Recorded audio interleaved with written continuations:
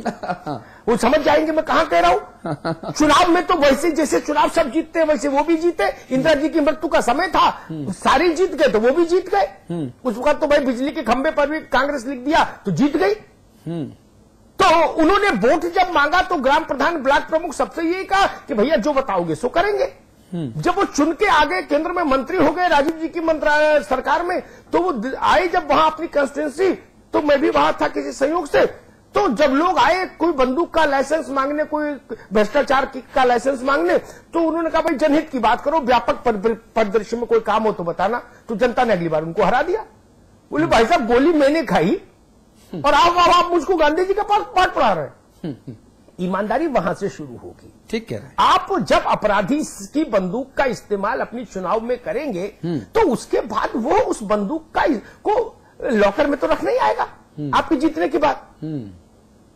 भाई अखिलेश जी से पूरे प्रदेश के असामाजिक तत्वों की कोई हार्दिक आत्मीयता नहीं ना, ये तो जरूरत का रिश्ता है, एक समझौता है। मैं आपकी मदद करूं, आप मेरी मदद करो। और एक नई जानकारी दे दूं, सिपाही नहीं बदला, सिपाही से बदला ले लिया सरकार ने, होमगार्ड से बदला ले लिया बसपा के समय के।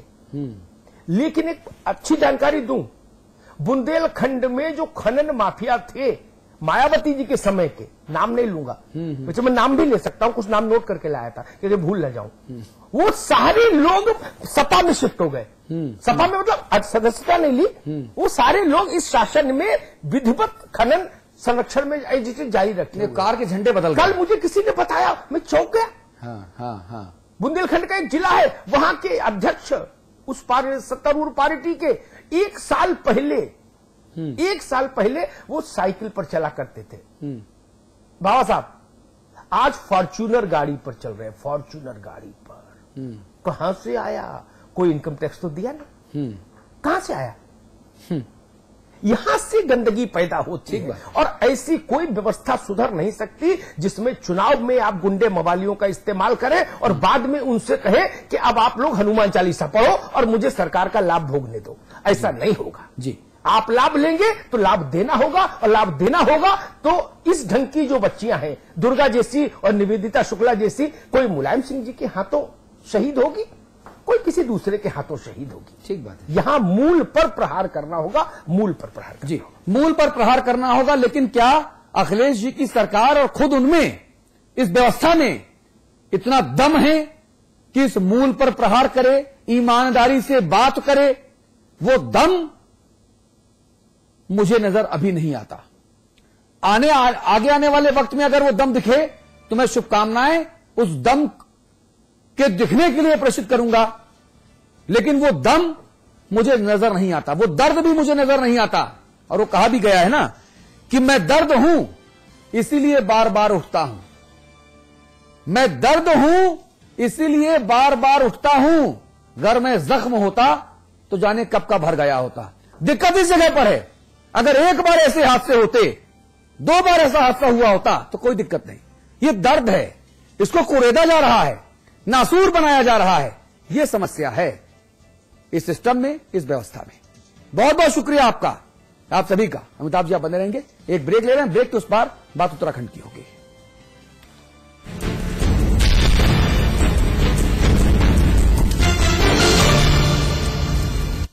इम्प्रूव्ड कॉर्न ग्रेन से बना कंबोज प्रॉपर डाइट। मम्मा कहती है इसे खाने से दिमाग तेज होता है और body strong. Kamboj proper diet खाने से मैं दिन भर एनर्जेटिक फील करता हूँ। Kamboj proper diet, breakfast, lunch, dinner. Kamboj proper diet सबके लिए।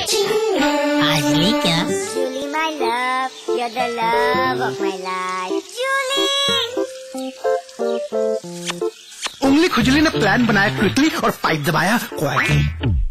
One second. Hello hello.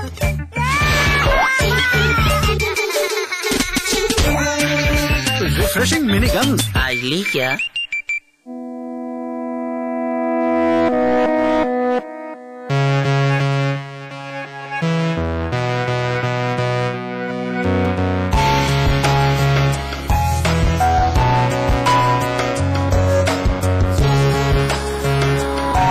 Supernova by Supertech.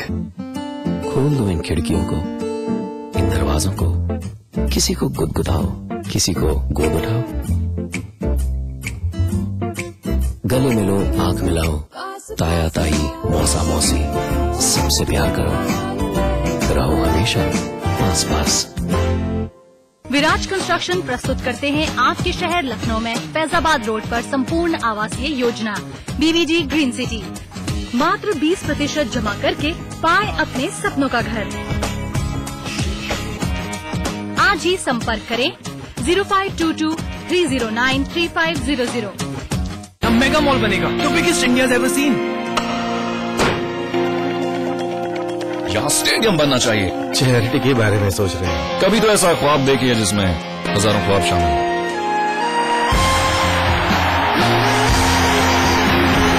जब दूसरों के ख्वाब पूरे करोगे तो अपना कल बनते देखोगे। रजनीगंधा हिलते है दुनिया। स्वाद बड़ी चीज है, स्वाद से बढ़कर कुछ नहीं। तुलसी सादा पान मसाला। सिर्फ 2 महीने की टिंकू और टीना एक दूसरे से अलग, भूखे प्यासे गिरते फिसलते अपनी माँ को खोज रहे हैं, पर पता नहीं वो इस दुनिया में है भी या नहीं। आइए आवाज उठाएं, ब्लॉग लिखें, आपकी हर कोशिश असर दिखाएगी।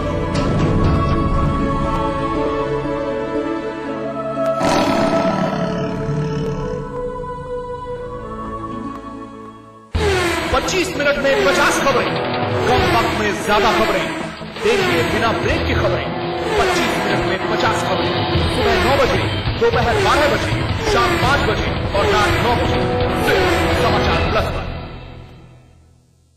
क्या आपका शहर न्यूज चैनलों की भीड़ में कहीं खो गया है? क्या आपका शहर अखबार के चंद पन्नों तक सिमट गया है? क्या आपके शहर से मीडिया का ध्यान हट गया है? अगर इन सवालों का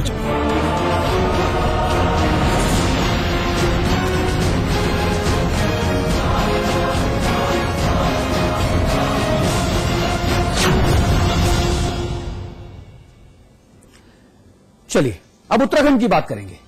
उत्तराखंड में किस तरह से जो ये आपदा आई, इस आपदा के चलते जो अलग अलग विद्युत परियोजनाएं हैं उन पर असर पड़ा, तमाम तरह का नुकसान हुआ।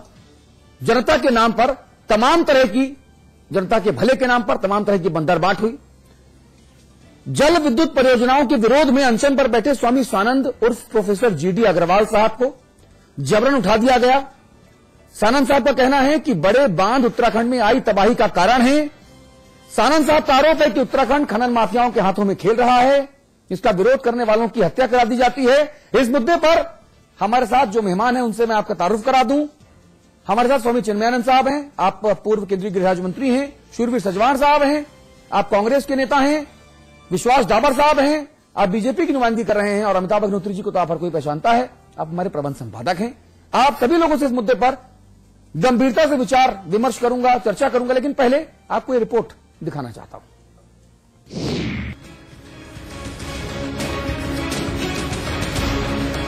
पुलिस प्रशासन ने हरिद्वार में अनशन पर बैठे स्वामी सानंद उर्फ प्रोफेसर GD अग्रवाल को जबरन उठा दिया। स्वामी सानंद उत्तराखंड की नदियों पर विद्युत परियोजनाओं का विरोध करते रहे हैं। सानंद 13 जून से हरिद्वार के मातृत्व सदन में अनशन पर बैठे थे। स्वामी सानंद का कहना है कि बड़े बांधों के निर्माण से पहाड़ों में तबाही हो रही है और वो तो हमारी पूजा का निश्चित रूप से एक अंग है। तो मेरे लिए तो ये मेरी पूजा के अधिकार और मेरे जो फंडामेंटल राइट्स हैं सेक्शन 19, 21 और 25 संविधान के अंतर्गत, उसका उल्लंघन है। स्वामी सानंद का आरोप है कि राज्य सरकार कुछ लोगों को फायदा पहुंचाने के लिए उत्तराखंड के लोगों की जिंदगी दांव पर लगा रही है। वहीं मातृत्व सदन के परमाध्यक्ष स्वामी शिवानंद ने स्वामी सानंद को जबरन उठाने की निंदा की है। स्वामी शिवानंद का कहना है कि सरकार खनन माफियाओं के हाथ में खेल रही है। जो यह आसुरी रूप का प्रदर्शन किया गया है बहुत ही दुर्भाग्यपूर्ण है। इसमें हम स्पष्ट समझते हैं कि यहाँ के कुछ राजनेता जो हैं, जो कि खनन माफियाओं के हितैषी हैं, कॉर्पोरेट जगत के एजेंट के रूप में काम करते हैं, तो इन लोगों के ही दबाव के चलते ये घटना घटी है। प्रशासन ने स्वामी सानंद के जबरन उठाकर अनशन तोड़वाने की बात को गलत बताया है। उनके स्वास्थ्य में गिरावट परिलक्षित हुई है और उस चीज को लेके मुझे जो है इनको टर्सरी सुपर स्पेशलाइजेशन सेंटर को ले जाने के लिए जो है मुझे प्रशासन की ओर से नामित किया गया इनके स्वास्थ्य के लिए। ये जो इनका स्वामी सानंद जी की जो ये तप चल रहा था, इनको आज 50 दिन हो गए थे और इसमें जिलाधिकारी महोदय का आवश्यक कार्रवाई हेतु जो आदेश किया गया था मुख्य चिकित्साधिकारी की रिपोर्ट के तहत कि इसमें जो है इनके स्वास्थ्य को खतरा है, तो इसलिए इनको हायर सेंटर रेफर किया गया है। गंगा को बचाने के लिए पहाड़ों को बचाने की बात केवल सरकारी फाइलों में होती है। गंगा को बचाने की मुहिम में गंगा भक्त निगमानंद का क्या हुआ दुनिया जानती है। देश में अपनी बात रखने का सबको अधिकार है, शांतिपूर्ण प्रदर्शन का सबको अधिकार है, तो ऐसे में मांगों को सुनने के बजाय प्रदर्शन करने वालों को, विरोध दर्ज करने वालों को जबरन उठाना कितना सही है? क्या दूसरा निगमानंद बनाना चाहता है प्रशासन? राहुल शेखावत के साथ शोभित वर्मा, हरिद्वार समाचार प्लस। स्वामी चिन्मयानंद जी, क्या जो हमारे सिस्टम है, जो हमारी व्यवस्था है, वो इस कदर पंगु हो गई है कि हम चीजों को सुधारने में अब अयोग्य हो गए हैं, हम अक्षम हैं? क्या हम ये मान लें? क्योंकि जब अवैध खनन के मुद्दे पर हम बात करते हैं तो अमिताभ अग्निहोत्री जी को और मुझे, हम दोनों को विकास विरोधी करार दिया जाता है। बीजेपी के नेता प्रकाश पंत बैठे थे, कांग्रेस की तरफ से राजीव महर्षि बैठे थे, बड़े बड़े नाम। वो कहते हैं साहब खनन तो जरूरी है, खनन तो होगा, क्योंकि विकास के अधिकार से आप उत्तराखंड के लोगों को मरहूम नहीं रख सकते। तो क्या हम मरते रहने के लिए छोड़ दें? ऐसे ही आपदा आते रहने के लिए छोड़ दें? स्वामी जी, सोचना पड़ेगा इस मुद्दे पर हमको।